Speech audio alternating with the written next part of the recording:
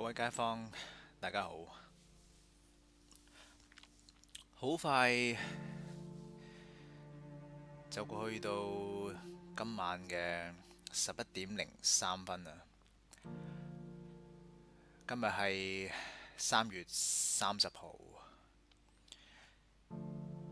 我依刻個心情係非常之沉重嘅。相信大家記得尋日嘅新聞，有關呢個台灣嘅小朋友俾人斬首。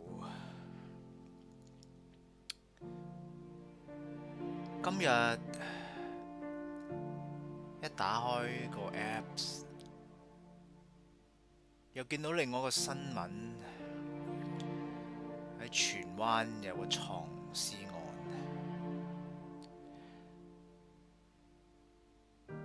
睇完之後個心情真係好唔開心，自己喺度諗點解會有咁多咁嘅事發生嘅呢？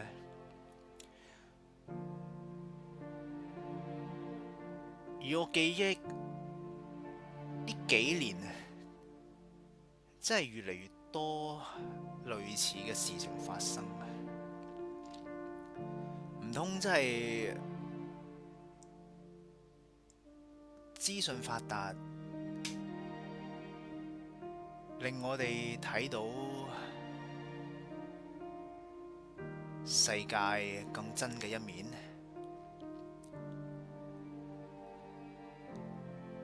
唔通真係越嚟越亂？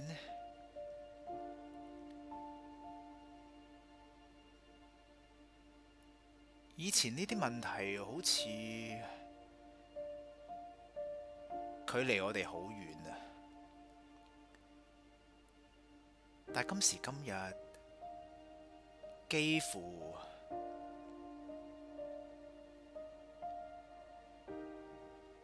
都同我哋擦身而過。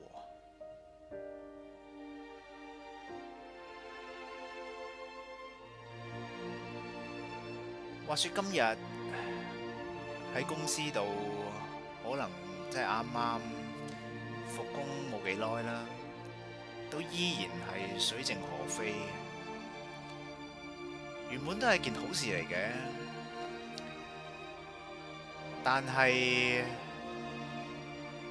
就偏偏發生咗一樣令我好唔開心或者好大壓力嘅事情。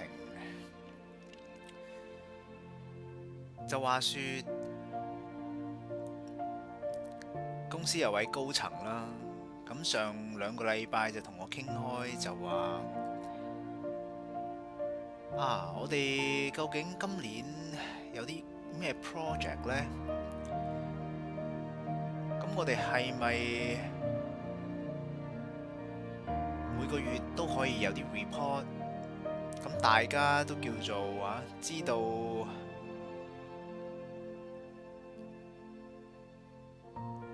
有咩需要留意啊？終於今日殺到埋身啦！但我估唔到，佢突然之間要求我聽日要交 report。原本我都好 down 嘅，聽完之後，但係我聯想起見到嘅唔同嘅人嘅遭遇，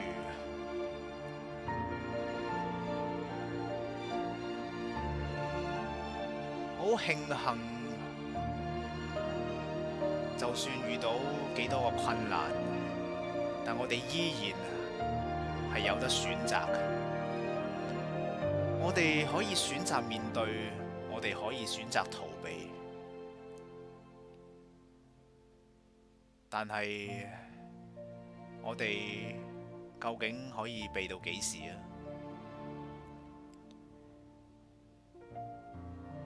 我記得好多年前有個朋友同我咁講，